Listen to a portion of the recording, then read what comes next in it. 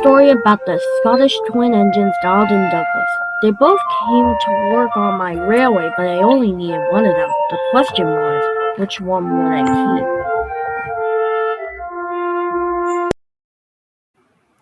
Sir Topham Hatt's railway was busier than ever. All the engines had to work hard every single day.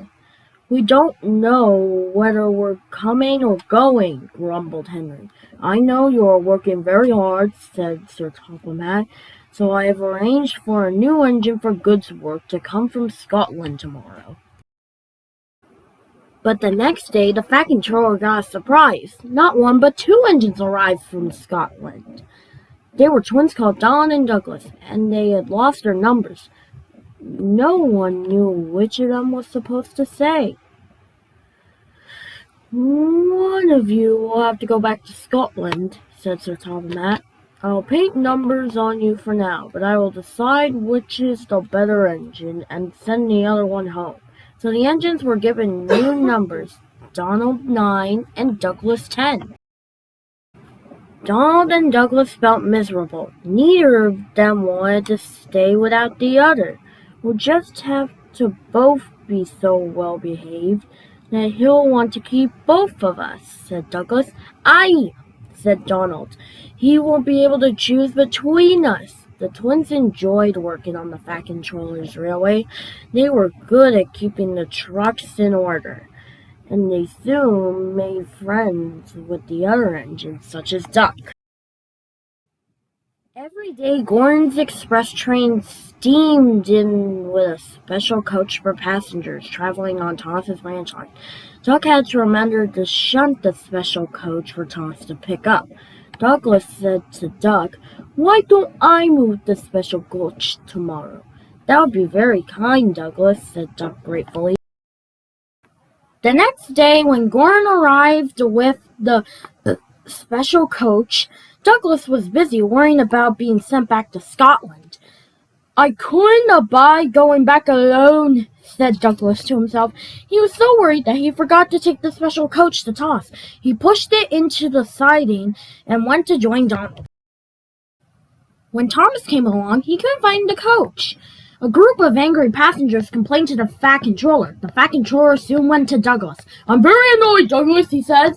"It looks like as though you may be going back to Scotland." Next day, Douglas was extra careful and he didn't do anything wrong, but Donald was unlucky. He backed into a siding where the rails were slippery. Poor Donald couldn't stop. He crashed through the buffers into a signal box, leaving the signalman sitting on the coal in the tender. "You clumsy great engine!" cried the signalman. "You've jammed my points!" The Fat Controller was very annoyed. "I'm disappointed in you, Douglas. Donald, he said. "I was going to send Douglas back and keep you, but now I'm not sure. I need new friends."